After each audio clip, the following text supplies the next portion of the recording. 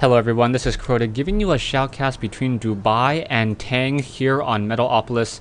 Now, Tang may sound familiar to some of you if you guys are subscribed to me, as I think Tang was part of game 186 where I was experimenting as a Terran versus a Zerg player, and I had experimented with a factory reactor into Viking medevac, and I think that proved to be very, very strong. And Tang said he didn't mind me casting that replay, but he wanted me to showcase the game a little bit better of his skills, because he was getting, I don't know exactly why, but I thought I would honor him and cast a new game where Tang didn't lose within the first 10 minutes. So Tang, this is a shout out to you. Thank you for this replay.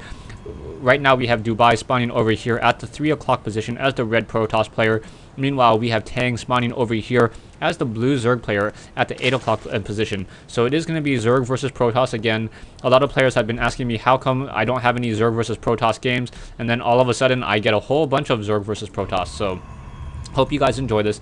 DooBai now over here gonna go ahead and set up a natural gateway over here.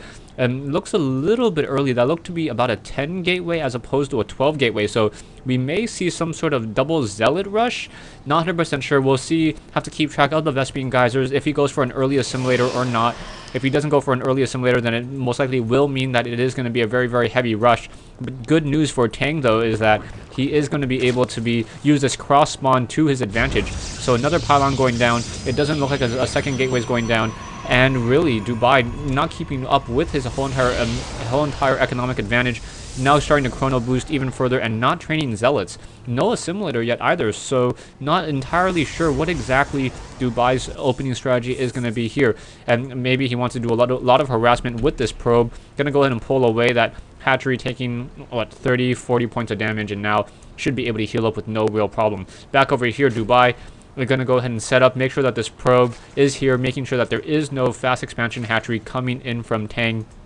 Back over here, we finally have that second gateway coming in, so it is going to be a very, very heavy zealot rushed, zealot-centric opening. There is, in fact, one drone coming up, and as soon as Tang sees that there is going to be a double gateway opening, he should probably open up with a little bit more spine crawlers, try to play more of a defensive game, as the Cybernetics Core is also coming into position as well. DooBai not getting those zealots in time, so that drone will just be able to walk around on the inside of the space for quite some time. Back over here, we do have the hatchery now coming in from Tang, so Tang now getting more of an economic advantage. Extractor is up, but is not transferring any drones over to that just quite yet.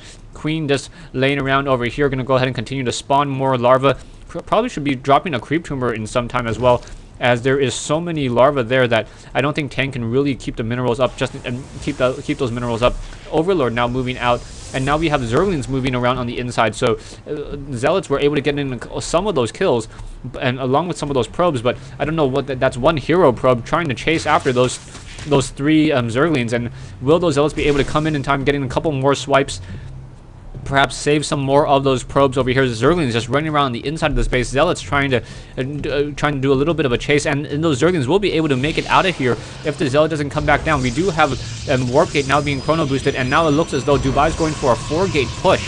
So we should be seeing some sort of proxy pylon in just a moment, as the Cybernetics Core is getting chrono boosted and trying to get more and more, trying to get this whole entire 140 research down very quickly. We should probably see a proxy pylon in just a moment, or some sort of move out, as DooBai does in fact have a very, very strong mineral economy, and still not training any stalkers, so perhaps some sentries as well. So the Zerglings just now running into the inside of that base, doing a little bit of a zap. 3 probes coming off the line, should probably try to get back to work and start mining more minerals so he can call in some more zealot friends. Back over here, Tang now getting up this additional hatchery, sitting at 26 harvesters compared to 20 harvesters, so a really strong economic advantage for Tang compared to DooBai. Zerglings just still running around in the inside of the base, doing a lot of harassment, and those Zerglings will finally get taken down there fairly easily. Army-wise, we have 500 army for DooBai, Tang with 0, and those Zealots really need to do some sort of move. As long as Tang is able to continue to power drone, he will be able to macro up a very, very strong army very easily. Tang now getting a Roach Warren as well, so Roach Warren going to be coming into play. Excuse me, Roach Warren coming into play. There's my burp. Yeah, and Roach Warren coming into play, and now also upgrading to tier 2 hatchery. Overlord sitting here, making sure that there is no additional expansion coming in, and DooBai is now sitting on 23 harvesters compared to Tang's 30.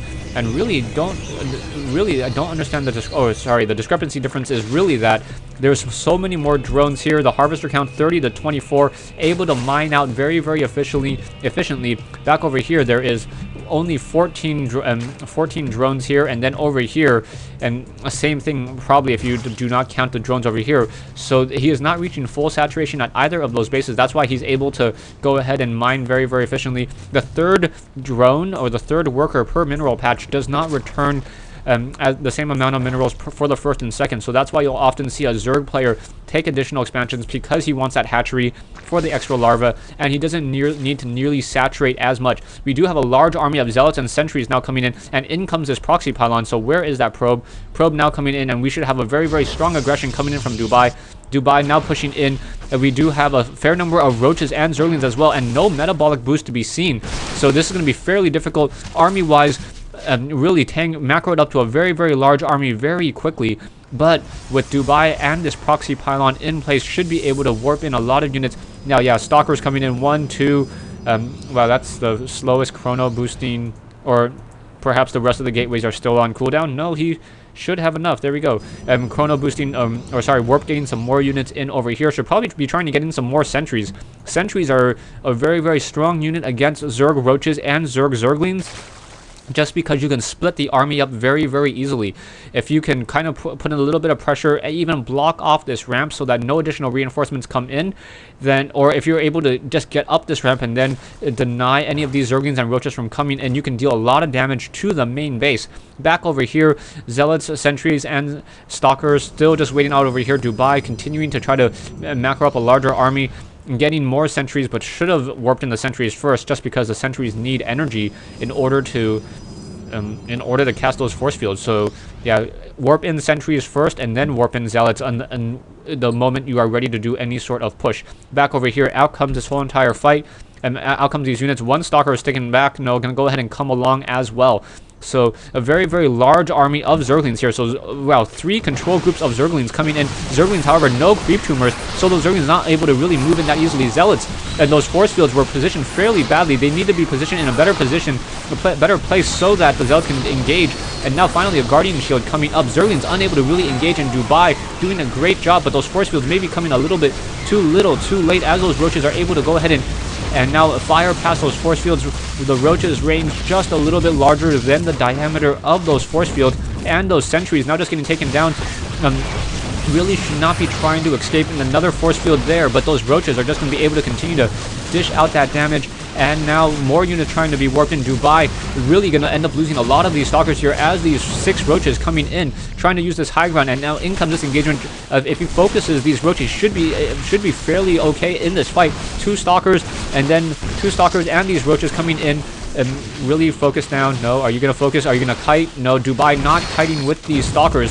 And stalkers do have a faster movement speed, so, and have a longer range, so they should be able to move and shoot fairly easily. And those roaches finally moving back. Roaches, more stalkers being warped in though, so those roaches are just gonna have a horrible day trying to move on in. But now another large army of roaches, so those roaches just swarming like crazy.